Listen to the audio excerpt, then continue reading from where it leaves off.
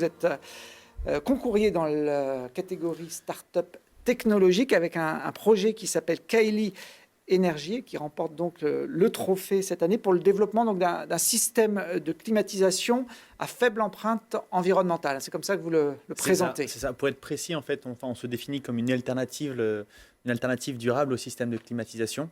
D'un point de vue plus technologique, on travaille sur des systèmes de rafraîchissement, mais c'est ça qu'on fait. Une clim classique, ça fonctionne comment ? Alors c'est d'un côté, on comprime et on décomprime des fluides frigorigènes. Ce qui permet finalement de transférer la chaleur du bâtiment à l'extérieur. Nous, on travaille sur quelque chose d'un peu différent. Finalement, on évapore de l'eau. Et cette évaporation d'eau, un peu comme la transpiration, finalement, permet de perdre des calories. Donc, c'est ce qu'on fait. Donc, j'imagine que le fait de ne pas utiliser ces fluides, ça rend votre produit un peu plus écolo, on va dire, que, un peu plus, voilà, un peu les plus clims qui ont vertueux. mauvaise réputation, on peut le dire, en termes d'environnement. Qu'on le veuille ou non, finalement, ces fluides frigorigènes, ils finissent par quitter la climatisation en cas de panne, en fin de vie, en cas de problème. Et ces fluides frigorigènes, finalement, ils ont un pouvoir de réchauffement qui est assez important. Et ce n'est pas terrible pour la couche d'ozone ou pour tout simplement l'impact carbone. Nous, on a le mérite de ne pas en utiliser. Je crois que c'est une idée que vous avez eue lors d'un voyage en Inde. Oui, en fait, moi j'ai passé de 2014 à 2017, je vivais en Inde. Ah, c'était un long voyage. Ouais, un long voyage, voilà. Et la première chose que j'ai fait en arrivant là-bas, c'est d'acheter un climatiseur. Et il se trouve que mon voisin de palier, à l'époque, il n'avait pas les moyens d'avoir un climatiseur, il avait ce qu'on appelle un cooler. Donc c'est une grosse boîte en paille dans laquelle on fait passer de l'eau avec un grand ventilateur, on arrive à refroidir un petit peu l'air. Et ça marchait pas trop mal, ça consommait très peu d'énergie. Par contre, c'était assez encombrant et le pouvoir de rafraîchissement n'était pas énorme. A contrario, ma clim, elle marchait très bien, mais j'avais un gros bloc froid sur mon balcon et j'avais des factures électriques démentielles. Donc c'est un petit peu avec cette frustration qu'est né le projet Kaili, en voulant concilier finalement l'efficacité de ma climatisation de l'époque et aussi finalement la simplicité de ce cooler-là. Ouais, vous avez mixé les avantages des deux systèmes pour en faire un. Disons qu'on a amélioré le principe du rafraîchissement adiabatique pour ne pas augmenter l'humidité de l'air de la pièce et aussi pour descendre plus bas en température.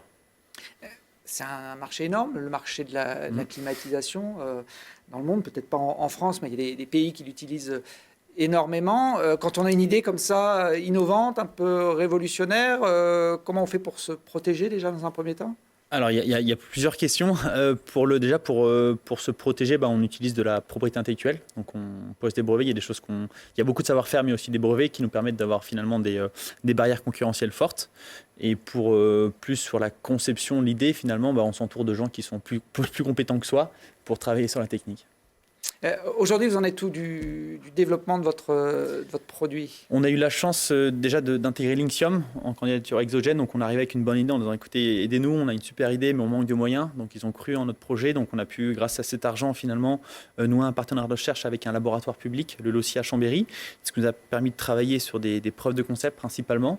Donc aujourd'hui, on en est à la conception de la 3e génération de prototypes. On fabrique des prototypes. On a les premières générations montré que ce qu'on faisait marchait. Et là, on arrive sur des dimensions un peu plus innovantes, plus compactes, plus performantes, qui nous permet finalement de montrer que ce qu'on dit fonctionne.